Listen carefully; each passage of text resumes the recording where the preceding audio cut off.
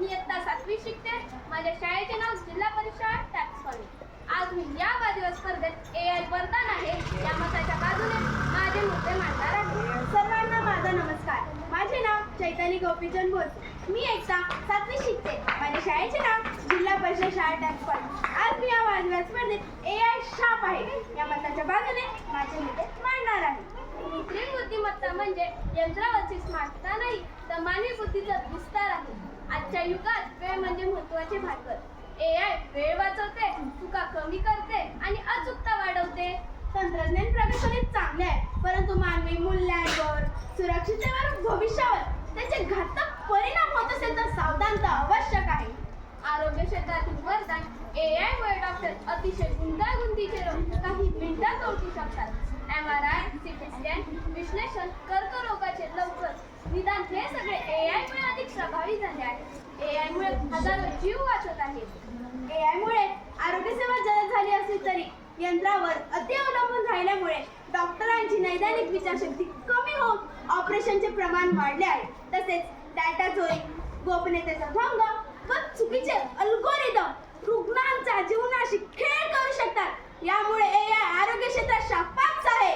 AI शिक्षण, उद्योग, शेती या सगळ्या क्षेत्रात चमत्कार केले आहेत. डिजिटल साधनाद्वारे अभ्यास आकर्षक बनतो. एक सामान्य विद्यार्थी ही जगातील सर्वोत्तम ज्ञान मिळवू शकतो. AI विद्यार्थ्यांच्या क्षमतेनुसार अभ्यासक्रम, वेग व सराव प्रश्न देतो.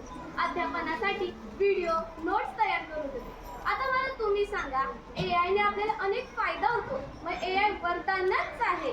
अगं चमत्कार, खूप चमत्कार आहे, पण त्याची सावली खूप गळत आहे. AI जितकं ज्ञान देते तितकंच मानसिक अवलंबित्व वाढवते. मानवी विचारशक्ती कमी होते. विद्यार्थी अभ्यास कमी आणि कॉपी पेस्ट संस्कृती जास्त. शिक्षणात मेहनत कमी आणि रेडीमेड उत्तरे जास्त. मग मला तुम्हीच सांगा, हा प्रगतीचा मार्ग आहे की आळशीपणाचा? AI शेती उत्पादनक्षम बनवते. ड्रोन, सेन्सर, स्वयंचलन, रोबोटिक्स आणि डेटा विश्लेषणामुळे अचूकता व उत्पादन वाढते. याचा थेट फायदा देशाच्या आर्थिक प्रगतीला होतो. AI वर नियंत्रण नसेल तर मानवजात मशिनीच्या ताब्यात जाईल. जागतिक तज्ञांनी वारंवार इशारा दिला आहे की अनियंत्रित AI मानवासाठी घातक ठरू शकतो. यामुळे भविष्यात यंत्रे निर्णय घेतील आणि माणसे फक्त पाहतच राहतील अशी भीती वाढली आहे. अगं, तुला माहित आहे का, आपण आपले फोटो कोणत्याही लुकमध्ये करू शकतो व आपल्याला आवडणाऱ्या ड्रेसअप वर पाहू शकतो. तसेच त्या फोटोंचा आपण व्हिडिओही तयार करू शकतो व त्या सुंदरतेचा आनंद घेऊ शकतो. अगं हो का? त्यामुळे डीपफेकचा धोका निर्माण होऊ शकतो. कोणाचाही चेहऱ्याचा गैरवापर करून बनावट फोटो तयार करता येतात. त्यामुळे बदनामी होऊ शकते. कोणत्याही विषयाची सखोल, अचूक आणि अज्ञात माहिती मिळवण्याचे ठिकाण म्हणजे AI आणि प्रश्नपत्रिका निर्मितीसाठी सुद्धा AI. अगं मग उत्तर निर्मितीसाठी AI, मग परीक्षेलाही बसवा AI आणि नोकरीलाही पाठवा AI. मग आपण बेरोजगार. समुपदेशन, मानसिक मदत आणि भावना व्यक्त करण्यासाठी नवी डिजिटल माध्यम म्हणजे AI. सतत तुलना व अपेक्षामुळे ताणतणाव वाढते. कमी संवादामुळे नात्यातील संवेदनशील कमी होते.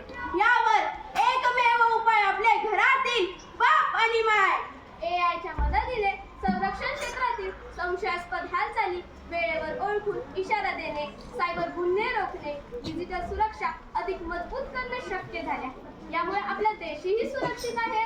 आपला देश सुरक्षित आहे, आपण असुरक्षित आहोत. AIचा अतिवापर मानवाच्या प्रगतीसाठी AIचा गैरवापर करून सायबर हल्ले, हॅकिंग, फसवणूक यासारखे गुन्हे वाढू लागले आहेत. अनेक अहवाल सांगतात की AIचा वापर बनावट कागदपत्रे, पावत्या यासाठी केला जातो. यामुळे खरे काय आणि खोटे काय ओळखणे कठीणच झाले आहे. AI डिजिटल फॉर्म भरती कागदपत्रांची प्रक्रिया सोपी, सुरक्षित व वेगवान बनवत आहे. सही ओळखपत्रांची अचूकता तपासण्यासाठी AI मदत करत आहे.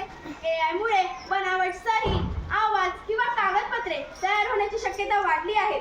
तसेच ओळखीची खात्री करण्यासाठी सही सोबत अंगठाही घेतला जात आहे. योग्य वापर केला तर AI शाप नाही, तर मानवाच्या प्रगतीसाठी वरदानच आहे. AIचा अतिवापर मानवाच्या प्रगतीसाठी शापाच आहे. धन्यवाद.